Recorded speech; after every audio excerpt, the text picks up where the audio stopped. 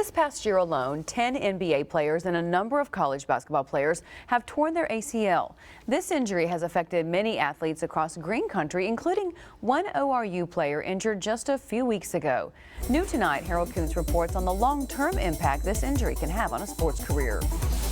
Obi Megano's days consist of groaning, grimacing, and light stretching. It's become his new routine. Instead of leading his ORU team out into the court, it was the three letters that stopped this season: ACL. It was more painful to hear than, feeling at that time. Megano set out last year due to transferring, and that a majority of this season will consist of his leg wrapped up and trying to bicycle. After a couple weeks of training, Scar tissue's starting to kind of break up.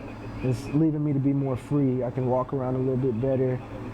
My everyday activities aren't as painful as they were a few days ago, but those first 72 hours were tough. And according to the athletic trainers, ACL injuries are going to become even more common on the hardwood. Players are getting bigger, stronger, faster. They're trying to change direction.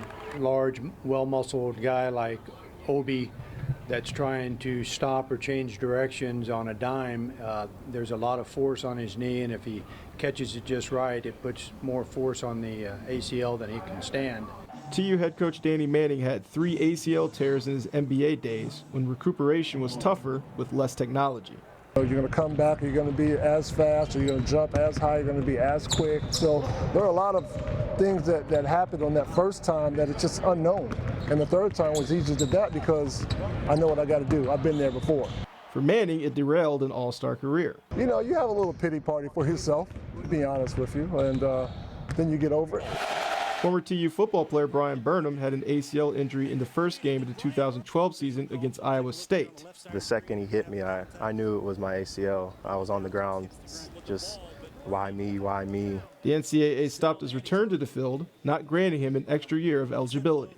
That's the way the NCAA works, and they're in charge for a reason. So, you have to respect their decision, but I wish that things could have gone differently. The injury is always going to be an issue. Players say you can't prevent it, you just have to deal with it. Every day that you are working to get back is a day closer to you actually being able to do what you want to do.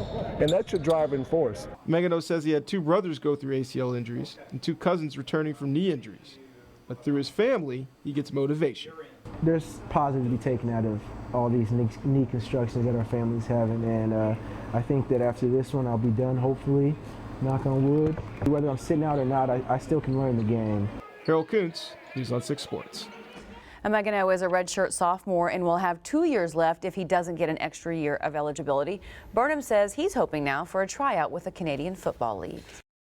It's a New Year's Eve tradition. How did I know the conversation was going to turn to this Well, anyway? you couldn't ignore it. We had okay talk on this. Where were you? I'm sorry, but you suggested earlier I should have brought out the envelopes for the okay talk. Maybe Facebook and Twitter comments should have been in the envelopes for that. I apologize. We'll work on it for next year. There's another New Year's coming around. Yeah. There is. All right. Thank you very much, sir. Driven by your Oklahoma Ford dealers, this is News on 6 Sports with Harold Kuntz.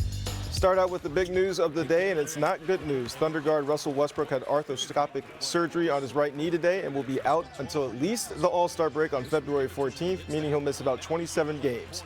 This is his 3rd surgery since April, and in a teleconference, Thunder general manager Sam Presti said Westbrook had experienced increased swelling in his knee, and there is an area of concern that had not previously existed. It's unexpected, but it's also the situation that we're presented with. We're going to manage it the best that we can. Most of all, I'm disappointed for Russell, just because, I know how much of a competitor he is, how much he loves to play.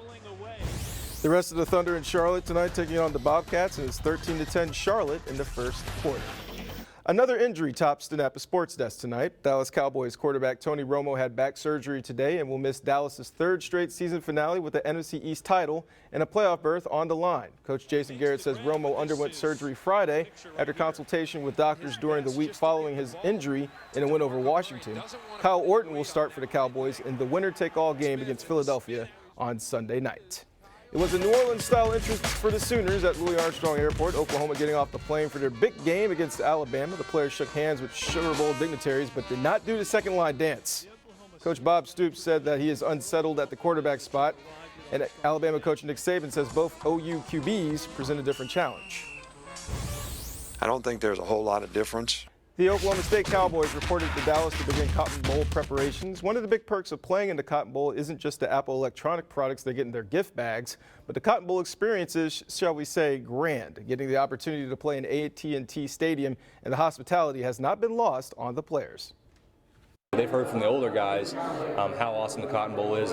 High school hoops, now day 2 of the Tournament of Champions. Memorial taking on Bishop McGuinness. Late third quarter, Memorial's Devontae Kemp goes to the bucket and makes the layup. Memorial up 6, but McGuinness would come back. Zach Cornelison with the three-pointer at the corner.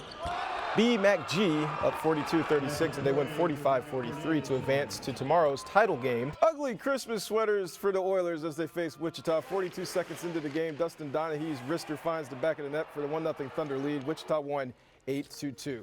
That's it for us, and we will see you tomorrow. Good night, everyone.